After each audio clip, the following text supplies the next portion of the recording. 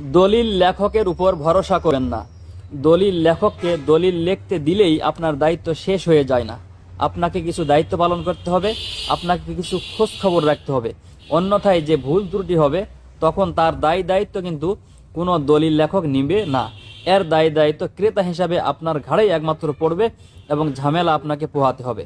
তো আমি 9টা বিষয় আজকে আপনাদের সামনে উপস্থাপন করব, যেই বিষয়গুলো খেয়াল রাখলে পরবর্তীতে অর্থাৎ জমি কেনার পরে আপনাকে আর কোনো প্রকার ঝামেলা করতে হবে না। তো 9টা বিষয় শুরু করার আগে আপনার কাছে আমি অনুরোধ করব, ভিডিওটি একটি উপকারী ভিডিও, শেয়ার করে রেখে দিন, আপনারও কাজে লাগবে, অন্যদেরও উপকার হবে।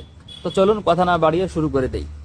1 নম্বরে যে বিষয়টি খেয়াল রাখবেন সেটি হচ্ছে যে বিক্রেতা আইনের দৃষ্টিতে সাবালক কিনা। বিক্রেতার যদি এনআইডি কার্ড থাকে তাহলে তো এর মধ্যে কোনো সন্দেহ নেই, কিন্তু অনেক সময় বিক্রেতা জন্ম নিবন্ধন দিয়ে জমি বিক্রি করে।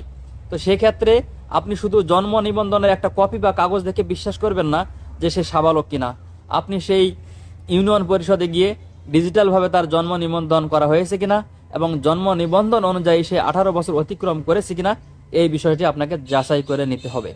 2 নম্বর যেটি যাচাই করতে হবে সেটি হচ্ছে বিক্রেতা আইনের দৃষ্টিতে সুস্থ মস্তিষ্ক কিনা, অর্থাৎ বিক্রেতা পাগল কিনা। বিক্রেতা যদি পাগল হয় আপনার জমি টিকবে না।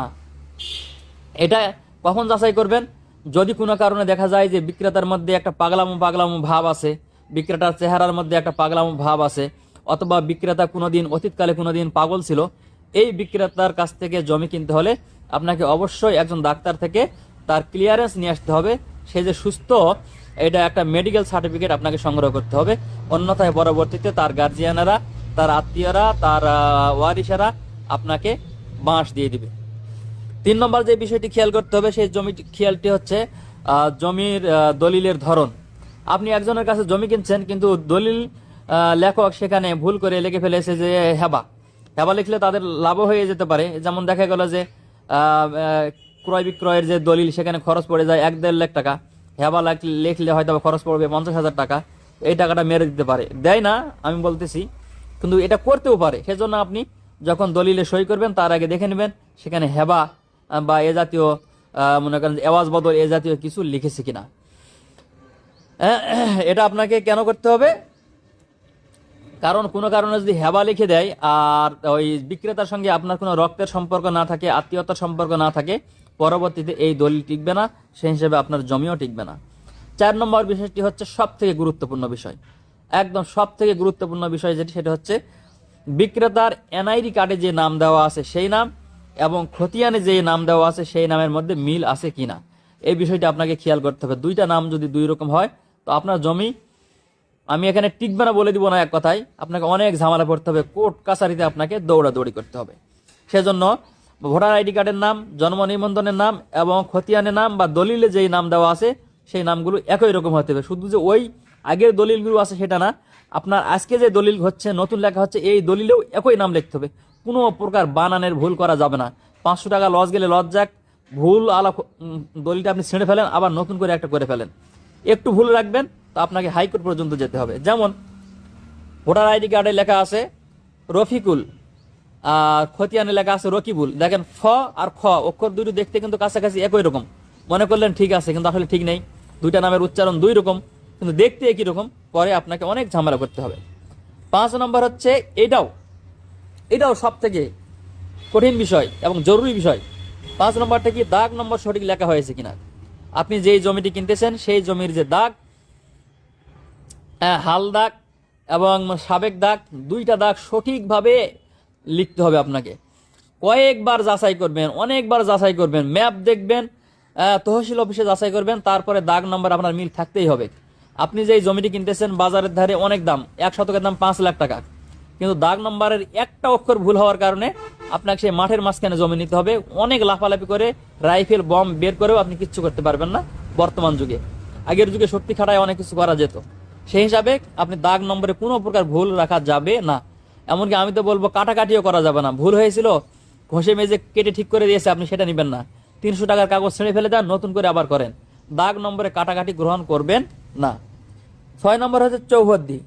চৌহদ্দি মানে আপনি যে জমিটা কিনতেছেন তার চতুর্পাশে কে আছে, পশ্চিম পাশে যে আছে, যে জমির মালিক তার নাম এবং জমিটা কি ধরনের সব লিখতে হবে। মানে আমি একটা পূর্ব পশ্চিম উত্তর দক্ষিণ চতুর্দিকে যে আপনার জমির পাশে যে মালিকারা আছে তাদের নাম এবং জমির ধরন লিখতে হবে। মনে করেন পশ্চিম দিকে একজনের নাম রফিকুল, তারটা হচ্ছে বাড়ি, তাহলে সেখানে বসত লিখতে হবে।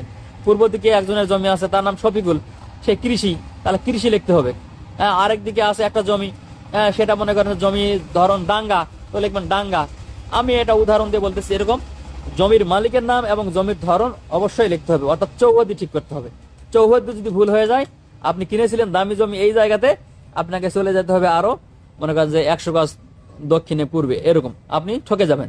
সেজন্য চৌহদ্দি ঠিক করবেন। অনেক সময় মানুষ জমি কেনার সময় কি করে, যে কিনতে চলে যায়, পরে যায় জিজ্ঞাসা করে যে ওই তোমার জমি পশ্চিম দিকে কে আছে ভাই, তোমার জমি দক্ষিণ দিকে কে আছে ভাই, ওরা আবার আন্দাজ করে বলে অমুক মনে হয়। না, আপনি লক্ষ লক্ষ টাকাতে জমি কিনতেছেন, আপনি জমিতে যাবেন আর গ্রামবাসীর কাছ থেকে আগে থেকে খোঁজ নেবেন, এই জমির মালিককে, এই জমির মালিককে, এই জমির মালিককে খোঁজ নিয়ে আপনি কাগজে লিখে রাখবেন। জমি কিনতে গিয়ে সেই সাব রেজিস্ট্রার অফিসে আপনি এটা জিজ্ঞাসা করবেন না, ঠকে যাবেন ভাই। 7 নম্বর হচ্ছে প্রতি পৃষ্ঠায় বিক্রেতা সই করেছে কিনা। 1-2 পৃষ্ঠায় সই করলেও হয়ে যায়, কিন্তু আপনি তাকে প্রতি পৃষ্ঠায় সই করিয়ে নেবেন, কারণ এটাই নিরাপদ। 8 নম্বর হচ্ছে সাক্ষী ও শনাক্তকারীগুলো আপনার পরিচিত কিনা। জমি কিনতে গিয়েছেন, সাক্ষীটা কি রেডি করেননি, ওখান থেকে যাই বললেন যে ভাই একটা সই করে দাও তো, ভাই তোমার ভোটার আইডি কার্ডটা একটু দাও তো। অনেক মানুষের উপকারে নিয়ে তো দিয়ে দিবে, কিন্তু আপনি অনেক বিপদে পড়বেন। যেমন আমার এক দুলা ভাই জমি কেনার সময় সাক্ষী নিয়ে যায়নি, ওখানে গিয়ে এক লোকের কাছে স্বাক্ষর নিয়ে এনেছে। সেই সাক্ষীর বাড়ি হচ্ছে চাপাই, আর আমাদের বাড়ি কোথায়, নওগাঁ। তো যখন মামলা পড়ে গেল, এই মাইক্রো ভাড়া করে ওই সাক্ষীর বাড়িতে যাওয়া লাগছে। শুধু কি গেলেই পাইছে, অনেক খোঁজাখুঁজি করার পরে পেয়েছিল লোকটাকে। তো এই জন্য আপনি পরিচিত সাক্ষী, আপনার কাছের সাক্ষী, গ্রামের প্রতিবেশী, তাদেরকে সাক্ষী বানানোর চেষ্টা করবেন ইনশাআল্লাহ। 9 নম্বর, এইটাও সব থেকে গুরুত্বপূর্ণ। কি গুরুত্বপূর্ণ, কি জিনিস, বিষয়টা হচ্ছে জমির পরিমাণ সঠিক লেখা হয়েছে কিনা। আপনি কিনেছিলেন 21 শতক জমি, অর্থাৎ 21 লিখতে প্রথমে 2 তারপরে 1। এখন দলিল লেখক ভুল করে লিখে দিয়েছে আগে 1 পরে 2, তাহলে 1 10 2 12, কিন্তু আপনার কেনার কথা ছিল কত, 2 10 1 21। 21 শতকের জায়গায় 12 শতক লিখে দিয়েছে, ভুল করে আপনি সই করে নিয়েছেন, দলিল বগলে করে নিয়ে চলে এসেছেন, কিন্তু আপনি জমি পাবেন 12 শতক। এজন্য জমির পরিমাণ সঠিকভাবে লিখে নেবেন। এমনকি কথায় মানে বাংলায় যেটা লেখে সেটা আপনি বারবার ভালো করে লিখে নেবেন। কথায় লেখার জায়গাটাতে কোনোভাবে কাটা মাজা গ্রহণযোগ্য নয়। হ্যাঁ, 12 শতক লিখছিল প্রথমে, পর ওই জায়গাটা আবার কুস্তি করে কেটে দিয়ে পর লিখতেছে 21 শতক। এই জাতীয় কাজগুলি করা যাবে না। তো আপনি যদি এই বিষয়গুলি খেয়াল রাখতে পারেন, আপনি পরবর্তীতে জমি নিয়ে কোনো ঝামেলা পড়বেন না।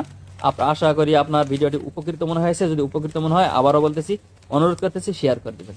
আপনি শেয়ার করলে আপনার উপকার হবে এবং অন্য মানুষদেরও উপকার হবে ইনশাআল্লাহ। আপনি সওয়াবও পাবেন ইনশাআল্লাহ। আমার জন্য দোয়া করবেন। আসসালামু আলাইকুম ওয়া রাহমাতুল্লাহ।